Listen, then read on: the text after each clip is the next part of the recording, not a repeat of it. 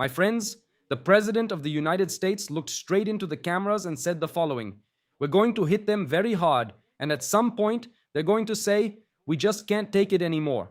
End quote. As he said that, do you know what was falling on Iran? Nothing. No American bombs. It's been 2 nights in a row of absolute American silence about Iran, and on the other side hasn't stopped for a single day. Drones over Kuwait this morning. Ships hit in the Strait of Hormuz, missiles against Jordan this week, and that port in Egypt that was hit for the first time. And today, the American government itself raised the red flag. The United States embassies in 11 Middle Eastern countries all issued the same alert at the same time. Israel, Jordan, Egypt, Qatar, Saudi Arabia, Kuwait, Emirates, Bahrain, Oman, Lebanon, and Iraq. And the official statement doesn't use metaphysics. The wording said the following, quote, "Betachio da deis." Americans who are in the region should consider leaving or be ready to leave in case there is an escalation. End quote. Notice, my friends, when the most powerful country tells its people to pack up, that's not something done because of a threat that's only on paper, right? Do you agree with me? You do it when someone knows exactly what's coming. Everything, absolutely everything, now depends on a single signature: the green light from Donald Trump. And so far, no attack against Iran. Several planes taking off towards those refueling planes, but for now, no attack on Iran. We're already heading into the third consecutive night of absolute silence. He still hasn't given the final order, but it could come at any moment during our live broadcast or shortly after our live broadcast. But there's some new information that came out from American intelligence about the new leader of Iran, Mustafa Khamenei, which could be exactly the push that was missing, the final thing needed for this decision to be made. I'm going to save this information for the end of this live, for those who stay until the end, because that's how it is, step by step, without anyone announcing it. The world slides into large-scale conflict. And on a slope like this, there are no brakes, folks. At most, maybe a man deciding the speed of this descent. So, stay with me until the end of this video. Live from Israel, right from where everything is happening. And before we get into the first topic, just do me a quick favor so you don't forget to do it later. Leave your like, give it a thumbs up. A live with 100,000 views in just a few hours can't have only 20,000 likes, do you agree with me? So go ahead, show your support for this work with a small gesture. Did you know that more than 50% of the people who watch, 50% of those who watch this channel are not subscribed? So also check your subscription. And most importantly, turn on the notification bell, because without it, you won't know right away when something happens. And it could happen, as we're seeing in the next few hours, folks. More planes taking off right now from bases here in Israel, heading toward the Gulf. Pay attention, folks. Let's get started here.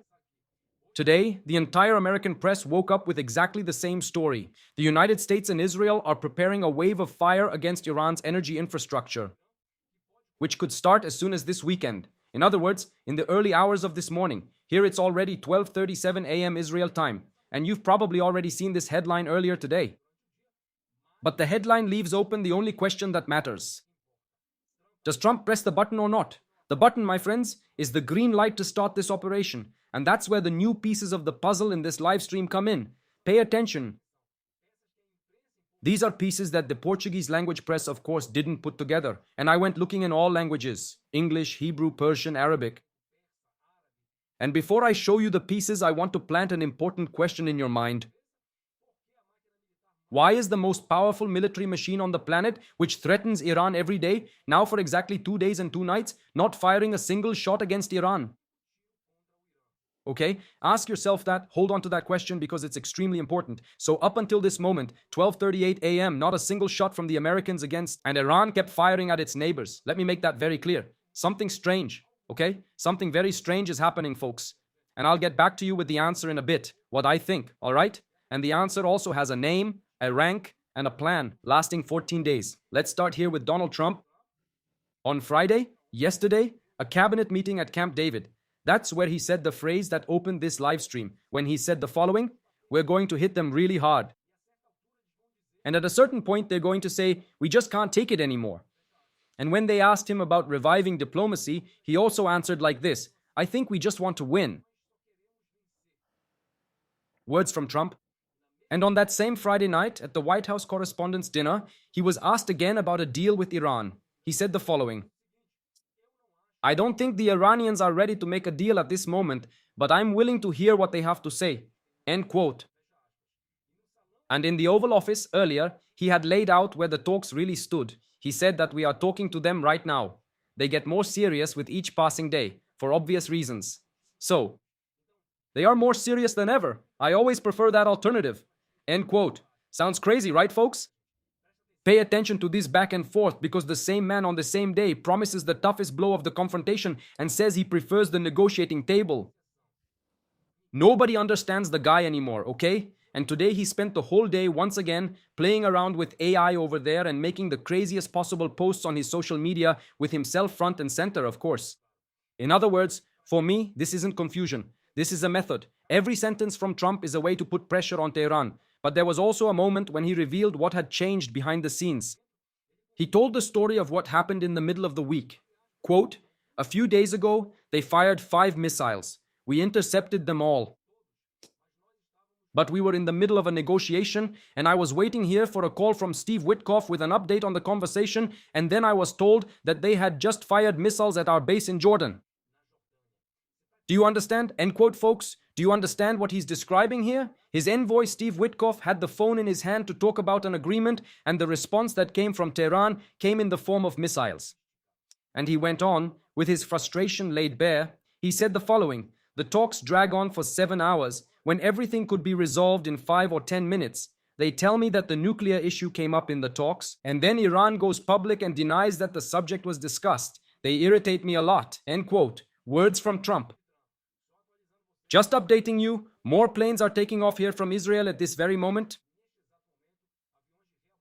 Refueling planes, I think there are already more than 8 in the Gulf region now, okay? We'll probably see a lot more soon. Pay attention because this could start during our live broadcast right now, folks. The American press also confirms this change in tone. At the beginning of the week, Trump was talking about very friendly contacts with Iran, and it was exactly this surprise attack against Jordan that soured the whole story with the White House. And now comes the part that matters to us here, okay?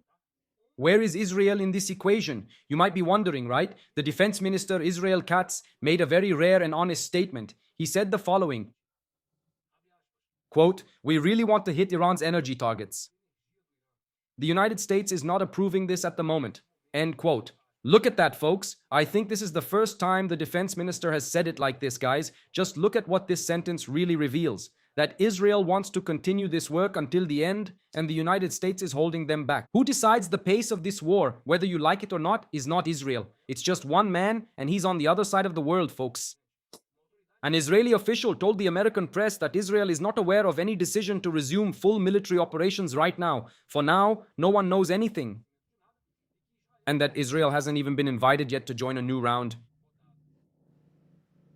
Pay attention, everyone, but behind the scenes, coordination is definitely happening. We know that Netanyahu met with Trump over there in the United States. Remember? This week, he already arrived in Israel and has come back here again. And according to a high-ranking Israeli official, he presented 3 options for the next phase of the campaign. One of them, concentrated fire on Iran's land resupply routes.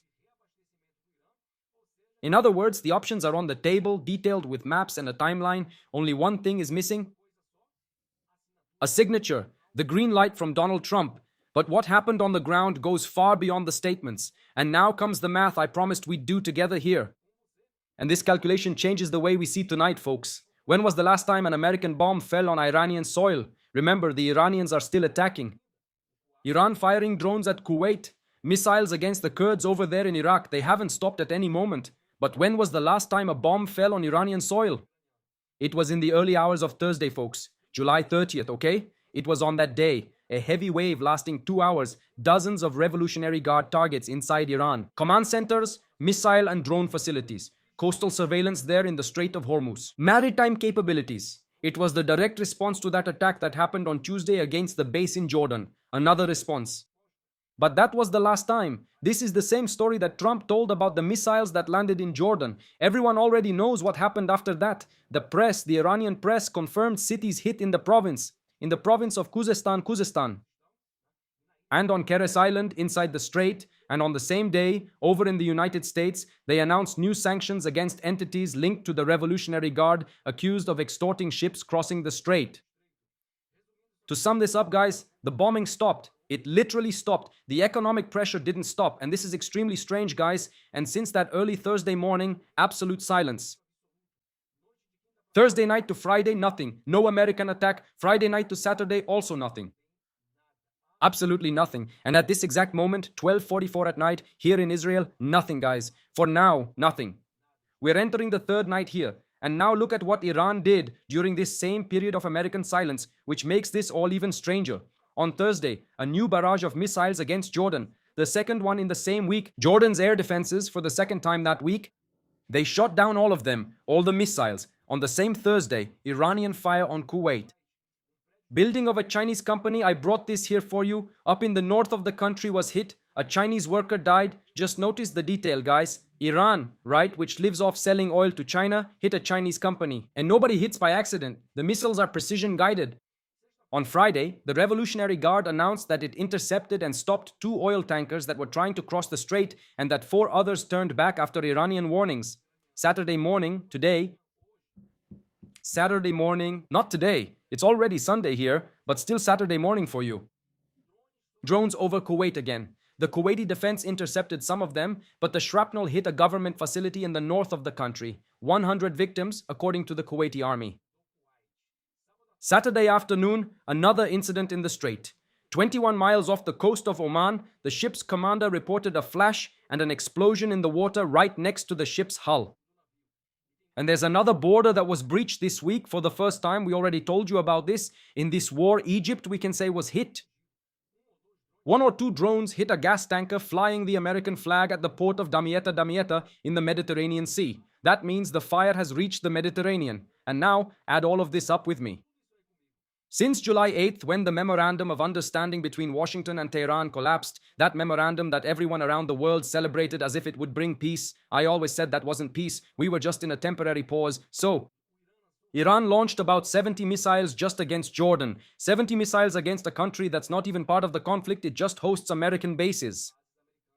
And between February and April, according to the American report, there were 166 missiles and 125 drones over Jordanian territory. So, shall we do the math here? On the other hand, the United States threatens every day, but since Thursday, they haven't dropped a single bomb, but they keep threatening, especially Trump. On the other side, Iran threatens every day and fires every day. Something doesn't add up, right, guys? The numbers don't add up. Something is going on. Jordan, Kuwait, ships, Egypt, and now you must be wondering, but David, isn't all of this just psychological warfare? Maybe from the American side, right? Maybe from the American side. It could be. It could be because that's part of it on both sides. The leak to CBS and to the Wall Street Journal is also ammunition. It's also pressure, okay? That's psychological warfare, but psychological warfare has its limits. It doesn't actually shoot down a real drone over Kuwait. It doesn't intercept a missile, and it doesn't set a real gas tanker on fire. And that's why one thing is very clear to me. Something big, but something really big is on the way. Guys, it's on the way. Hold on. So, something really big is on the way. Why? Because Iran hasn't backed down a single inch. I'm following the news and tracking the movement of planes in real time, so I can bring it to you the moment anything happens. At the exact moment, I'll bring it here for you, okay? And the American silence isn't the kind of silence that means they've given up. That's not it, guys.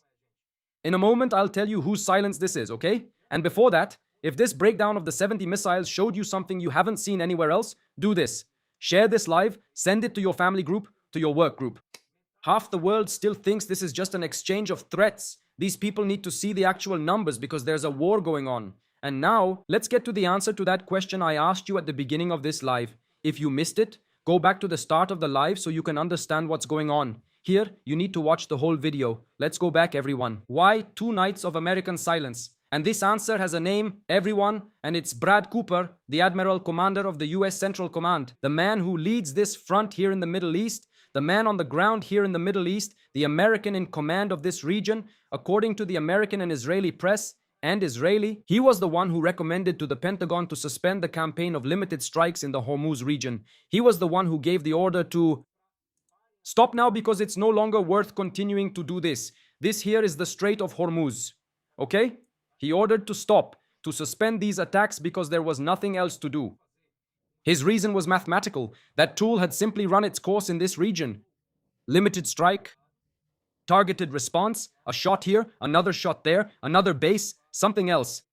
It changed, guys, it changed. The calculation changed. None of that matters anymore. That's what he meant. Iran absorbs it, fixes the launchers, changes the pattern, and starts firing again. And this admiral's recommendation has a second part. If you're going to do it, go all in. The Wall Street Journal revealed the plan. A plan for 10 to 14 days of intensive air campaign with the goal of crippling Iran's missile arsenal, and Central Command has already prepared the options and positioned the forces, and then there's the energy component. Power plants, refineries, the economic heart of the Revolutionary Guard. On Friday, there was even a high-level discussion in Washington about cutting off electricity to the entire capital, folks, to Tehran. No final decision yet, or maybe the final decision has been made and hasn't been released to the press, or we just haven't seen it yet. And there's also a behind-the-scenes detail, okay, that almost no one is noticing. According to sources connected to the planning, they discussed finishing the operation before the markets open on Monday. And you might be asking, right? Yeah. What does one thing have to do with the other? Because this rush, folks, reveals the calculation behind the operation. They know the impact that a blow like this has on the price of oil. The weekend is the perfect window when the financial world and the stock markets are basically asleep. If the operation happens now, for example, tonight, yeah, right? If it starts now and starts at dawn, it ends.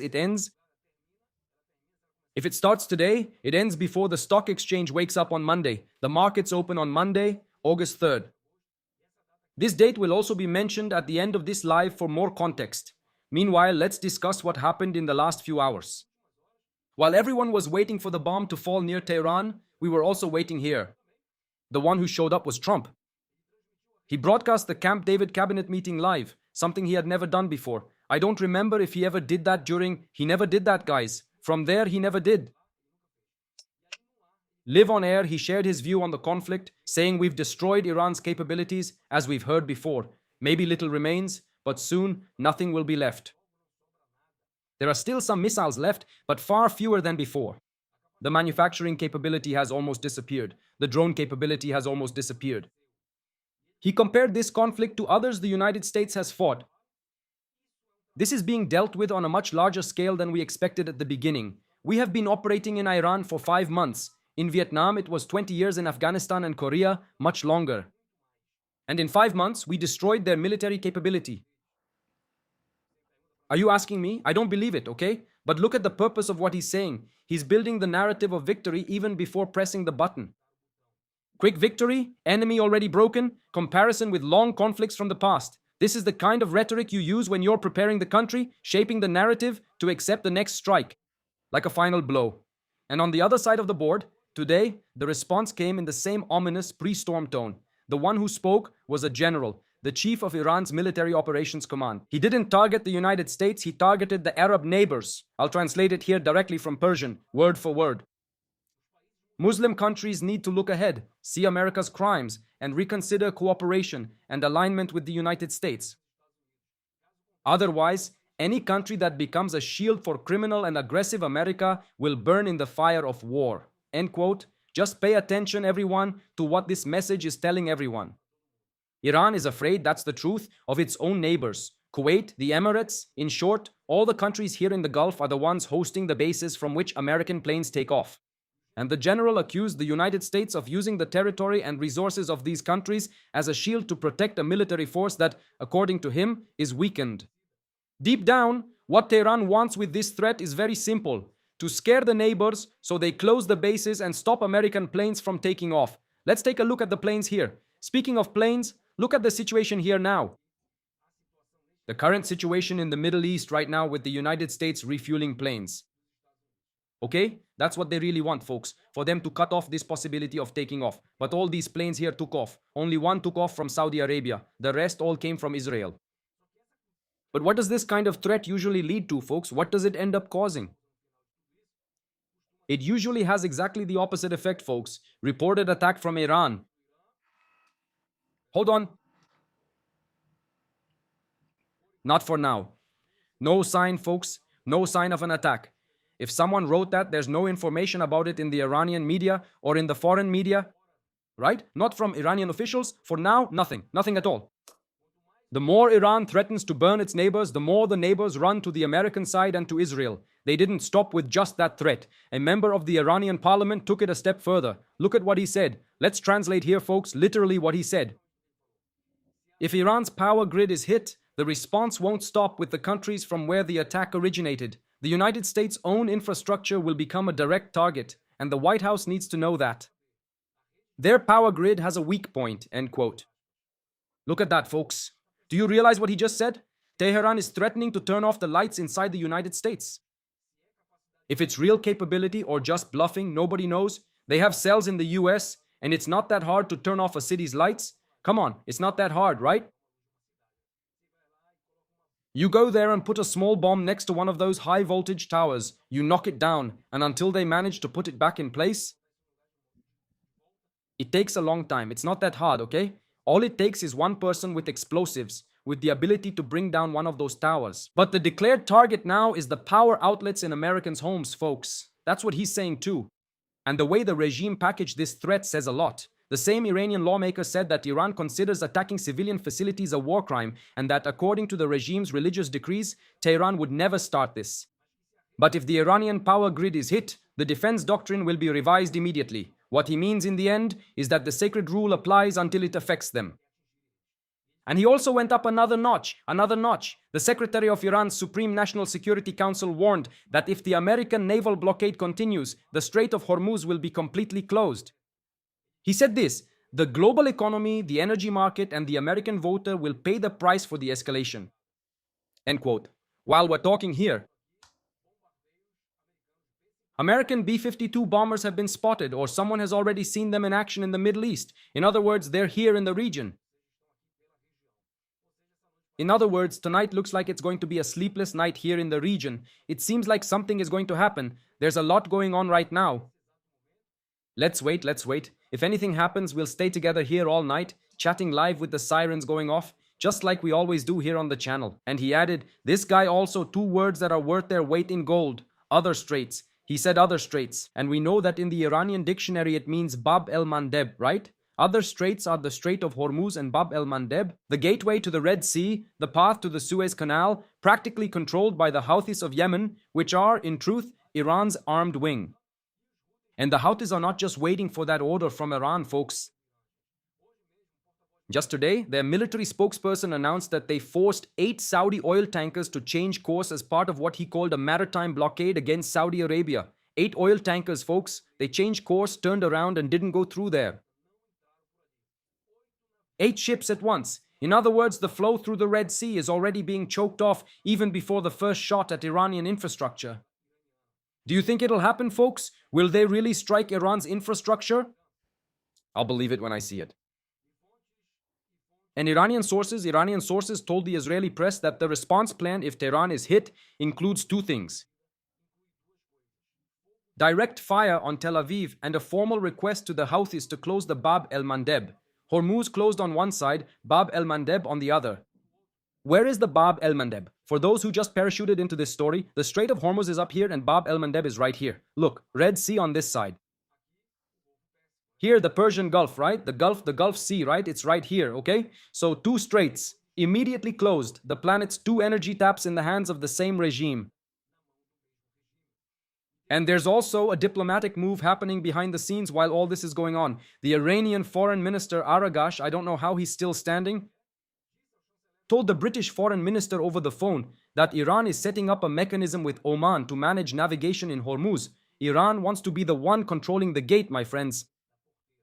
They want every ship in the world to ask Tehran for permission before passing through. And this isn't just a theory. On Thursday, Iran announced that it allowed the Qatari ship to cross the strait after Qatar coordinated the passage with Tehran. In other words, they called and politely asked for permission to pass. The ship asked for permission and the gate was opened. That's exactly what Trump said he would never, ever accept happening. And in the middle of all this, Pakistan came out publicly to calm the markets. Remember the markets again? Pakistan said talks between Washington and Tehran were still continuing behind the scenes despite everything. And inside Iran, Iranian sources and opposition sources described throughout this Saturday the whole country getting ready for the worst. All of this happened today, folks. All today, okay? Bases were evacuated. Police stations abandoned in Tehran, the port of Bandar Abbas evacuated, the Revolutionary Guard on maximum combat readiness. I'm not going to list the name of every base here. There are many, but I'll leave you with one sentence. Whoever is expecting a peace call, you agree with me, doesn't empty out the barracks. Do you agree? They emptied out a lot of things during the day today, and the Americans also removed many planes from the bases here in Bahrain and Kuwait. There's practically nothing left at these two bases. Now, if you ask me what I think about all this, the American silence these last few nights is not a retreat. That's what I think. It's preparation. Put the pieces together with me, one by one. The field commander recommended switching from short-term strikes here in this region to a long campaign. The plan is for 10 to 14 days. It's outlined and approved at the military level. The weekend window was discussed while watching the clock and waiting for the markets to open. Why focus on the markets? But remember, 14 days and a war can't be resolved in just 2 days. It's obvious that a war can't be resolved in 2 days, but if the war starts when the market is open, the stock exchange reacts to it. Look, oil prices go up and the stock market goes down. That's what happens right away. That's how the market reacts instantly if this happens while the market is open. If it starts today, it's going to last. And there's still a day and a half, 2 days before the market opens.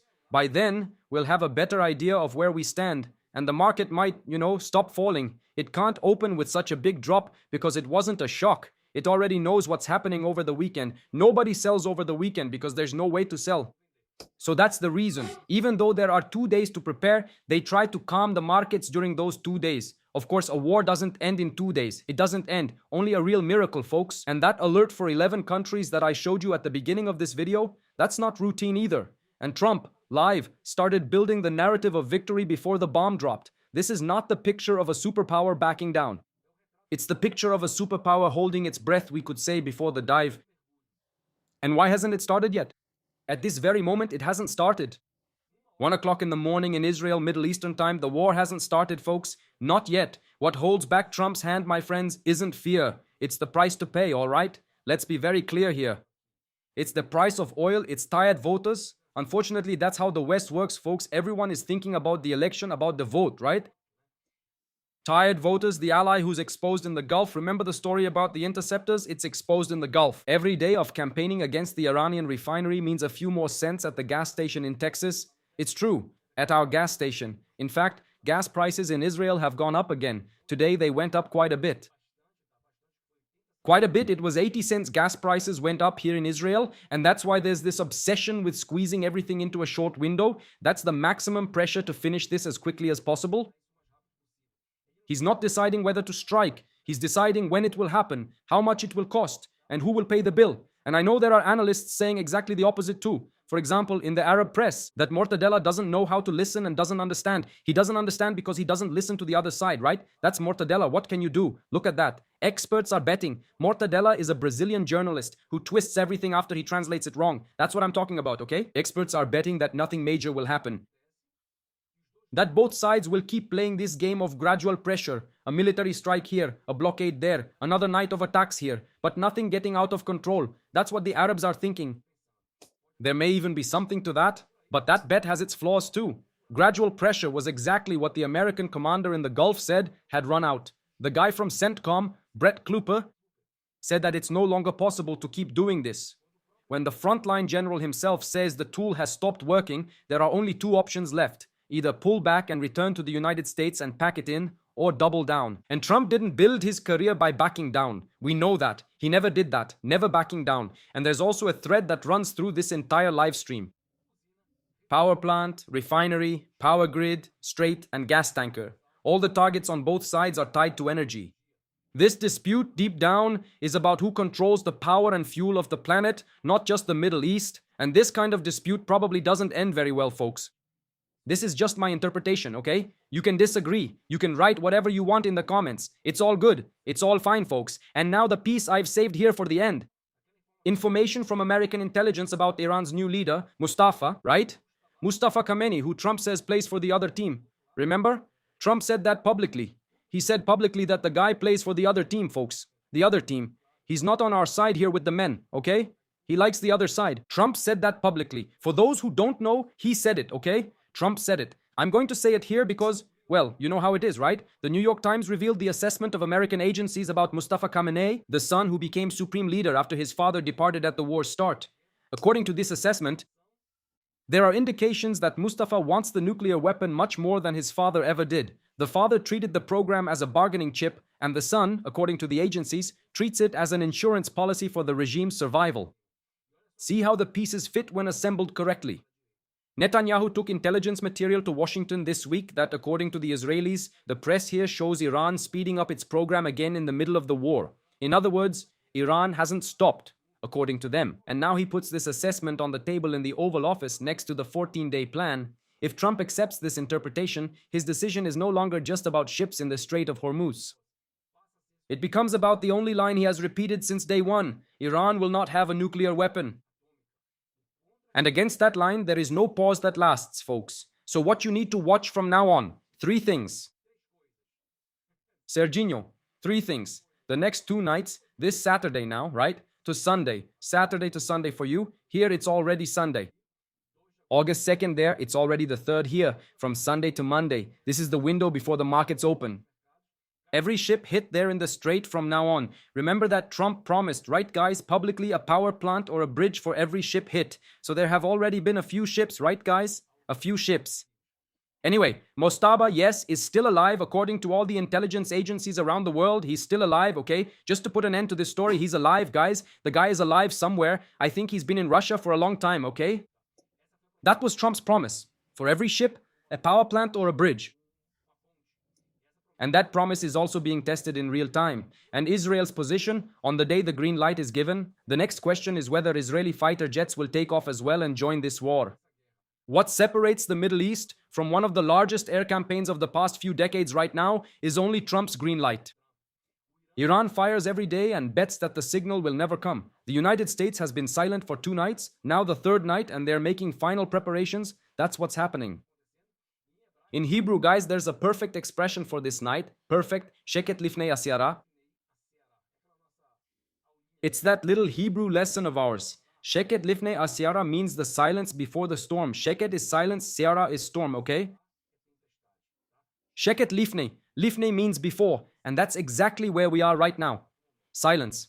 The only question is how many hours it will last, because it feels like something is going to happen tonight. I'm here keeping track, guys. Every movement, every flight, literally every flight, you can see it here, right? Every flight, every decision, the moment the first piece moves, you'll know about it right here, straight from Israel. That's why I tell you subscribe and turn on the notification bell.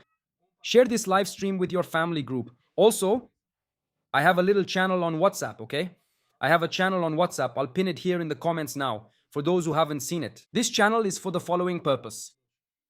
YouTube doesn't send updates or notifications. Some people message me saying they haven't seen my videos in 5 months. But you, who are always here, know I make videos daily. So there are people who stopped getting updates because YouTube stopped sending updates for whatever reason, guys. For some reason, I don't know exactly, it unsubscribes people, stops sending updates, and that's why I made this channel on WhatsApp. Just to send you updates. Not news, but videos. The link to my video for you to watch. That's it. It's also on Telegram, okay? And it's also on WhatsApp. Both links are here in the description of this video. Go there and subscribe. It's free, guys. You don't pay anything. I'm not going to sell you anything, I promise. I'm not going to sell absolutely anything. I'll send the video before starting the live so you won't miss it or have to rely on YouTube. This way you'll know the order of the lives and what's happening. You can always see the latest and previous ones. And like that, one after the other, you can understand what's happening here in the Middle East. Thank you, Henrique and Davi. And if the United States Army doesn't permanently control the Strait of Hormuz on land, the Iranians will always attack the oil tankers. That's the reality. The strait will never be the same. Eduardo, thank you for the super sticker. Carlos, congratulations on your great work. Thank you, my friend. Thank you, thank you. Look, everyone, I'm going to be very honest with you. You can't win a war with just the Air Force, okay? You can't. That doesn't exist anywhere in military history. No one has ever won a war with just airstrikes. There's no way to win like that. Someone needs to make a decision and go in. Whether it's the Kurds or people from within rising up and overthrowing the regime or controlling, can you control the Strait of Hormuz? You can control that region. I don't think it's that hard to do, okay? Soldiers will definitely die. It's definitely going to be a dirty war. Remember the drones in Ukraine? Well, they can also be used in this region. It's a very difficult war for the Americans.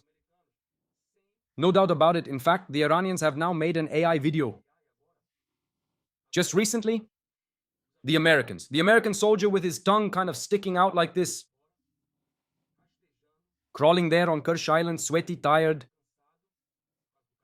because of the heat, right? And the Iranian coming over with tea in his hand, right? With a mug of tea. And talking to the American, looking down, he's lying there. There's no air conditioning here. Why?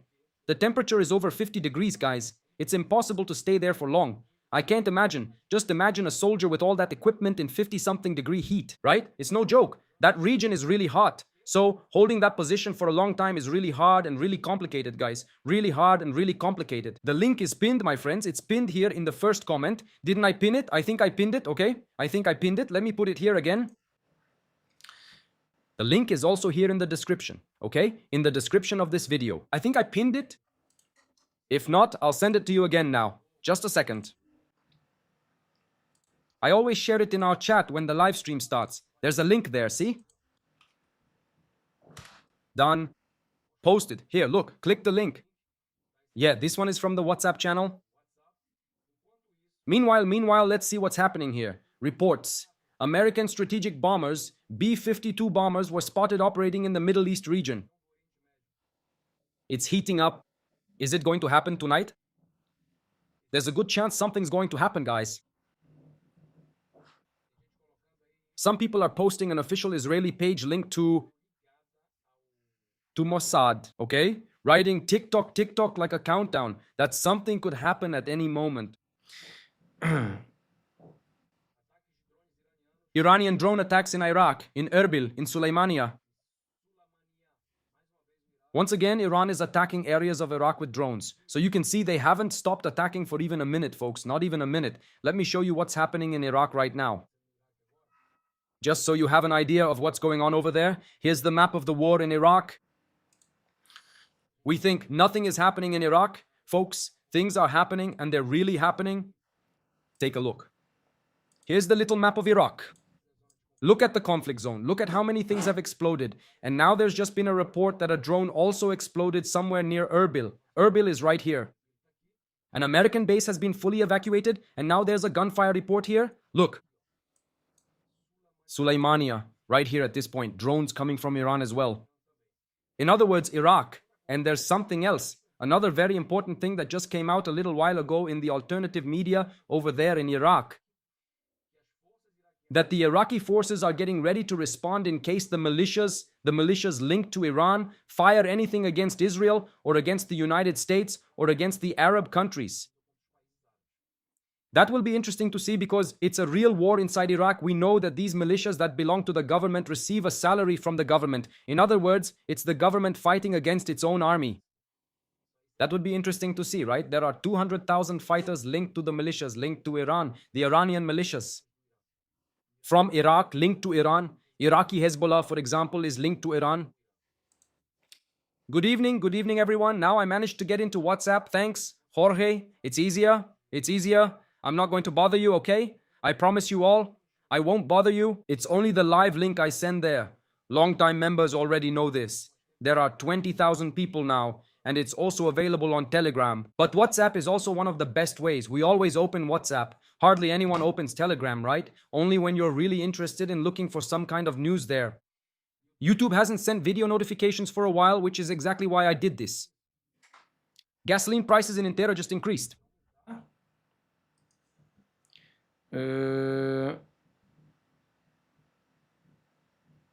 Confrontations aren't about thinking. For now, folks, nothing on the radar. Nothing on the radar. Look right here. But something is coming. The ones that just left Israel, it takes from here to here, at least from where he is now here, about a 2-hour flight plus refueling planes here. This one left from Ramon Airport, which is near Eilat, and is returning to Ben Gurion. And this one did the same thing. It left Ramon and went to Ben Gurion. And what's the reason for that? Remember that the Iranians fired a lot towards Jordan? So they're probably moving the planes from here, taking them to Ben Gurion. Maybe because Ben Gurion is a little safer? Okay, because of the Iranian attacks. What's here? A small plane here isn't related to the American military. And for those who asked where the other planes are, Here, look. The planes are still operating normally, guys. Skies over Iraq, Iran, in interim. In other words, air traffic is still normal in the region. I turned on a filter here so we can see only the military planes, see? Here we have the intelligence plane. Let's see, where is it? Here's the little plane with the disc on top, remember? Look, it just turned off the transponder. Live, we were in the middle of this, it was right here, it disappeared. Its location just disappeared completely. Amazing, the moment I clicked on it, he disappeared. In other words, something is about to happen. That plane only takes off, that plane with the disc on top, when something is about to happen. It also serves as a radar. Remember, there's a lack of radar in that region to identify the missiles that come from here, from Shiraz, from Tabriz, remember, from Isfahan. So it also serves as a radar and serves as essentially intelligence, a surveillance plane in the Middle East region. Good evening. Is Iran trying to provoke a strategic attack from the US? I don't think so. The United States must act decisively or they'll back down and stop attacking. With Iran, they have to go all the way. To understand the world, you need to understand the Shiite mindset. The Shiite never surrenders. I'm not sure if Trump realizes that yet. I don't know if he has understood that yet. Shiites don't surrender. I've said this here several times. I've already told the story of the Shiites and Sunnis about Hussein, right? They don't surrender. That's part of it. What makes someone a Shiite is exactly not surrendering. So that's not going to happen. That's not going to happen. They can negotiate, they can reach an understanding quickly before everything changes. Until everything changes, they can do that. But surrendering, that's not going to happen. There's no way to keep the American bases there. They'll have to take off from England. The base, actually the international airport of Israel, has become a real American base. The planes were practically all transferred to Israel and to Jordan. I only saw a plane taking off from Saudi Arabia today. All the rest came from Jordan. Thank you, Nelly Nea. Send her a heartfelt hug too, Nea Branco. Thank you to your daughter as well. Davy, do you think Israel will enter the war today? It all depends on Iran. I don't think so. Okay? Israel's air defense is on maximum alert today. Look at this. Intense combat flight activity in the border area between Iraq, Kuwait, and Iran. Reports of intense activity. Right at this moment. It looks like the big moment is approaching, doesn't it? Davi, I don't believe anything the Revolutionary Guards say. Well, it's not a matter of believing, guys. It's a matter of understanding. These guys have been preparing for this war for 47 years. How many American presidents have been through this? How many? Everyone thought there wouldn't be any more wars on this planet, cutting budgets, cutting back on technology, right? Not building anymore, laying people off. That happened in Israel. That happened here, guys.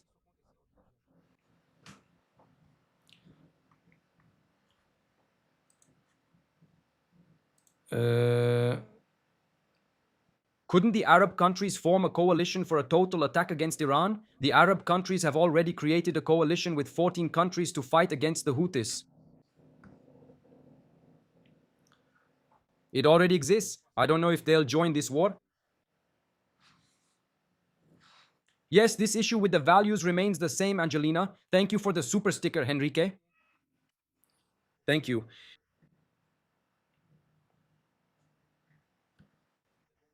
It's like Iran. Let's just quickly talk here about what happened there in Spain, right? Spain.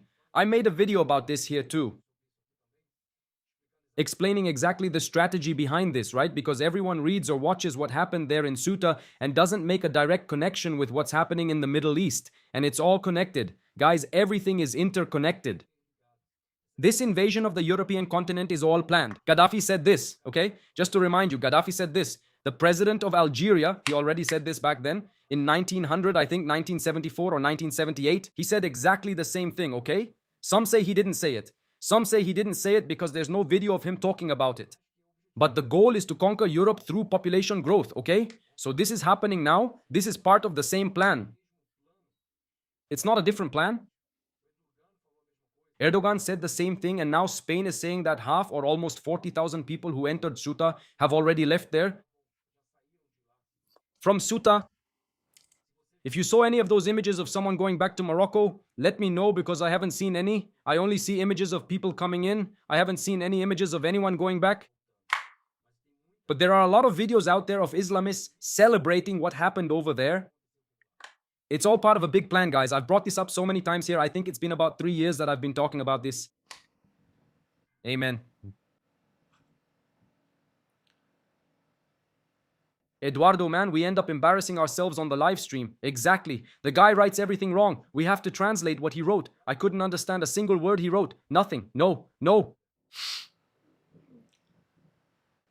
So Cortes de Raposo, I just read that. Okay. The report I saw was about armed confrontations that happened between American security forces in the state of Idaho in the United States. Is that what you're talking about? Exactly that. There is an active shooter incident underway in the state of Idaho, and local law enforcement is confronting an armed man in front of a restaurant in the United States. Exactly. Any information about that claim from Iran about destroying F-35 fighter jets? Or is it just propaganda? It's just Iranian propaganda, folks. Iranian propaganda for those people in Brazil who love to repeat what they say, right? Because for those people in Brazil, for those Brazilian influencers, they say 200,000 soldiers have already died in Israel. Yeah, there are no more F-35s. More than 10 or 20 F-35s have been destroyed here in Israel, in the United States, and in Jordan too. Anyway, they believe everything, right? Man on the other side of the planet never even came here, right? Very close to the border. Spreading rumors that Israel lost many fighter jets. He doesn't understand Israel. For those who don't know, Israel is actually very small. You see these bases right next to houses. It's right next to them. It's a base stuck to the house next door. There are buildings where people can see the entire fighter jet runway. If something like that had happened, millions of cameras would have recorded it happening. That never happened, guys. Israel is this tiny. It's not like Brazil or other countries. It's really small. The bases are right next to the cities. Some Negev bases are remote, but most are near major cities, really big ones.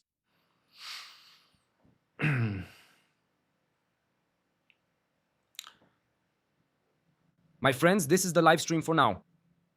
I'm going to catch my breath here. I'll wait. If anything serious happens, I'll come back later tonight. I set aside tonight to stay online to see what happens. I'll start a live stream immediately as soon as something big starts in Iran, bringing real-time information, real-time both from Iranian media and alternative media inside Iran, from inside Iran and here in Israel, in case the siren goes off. Hugs to my friends in Israel. See you on the next live stream.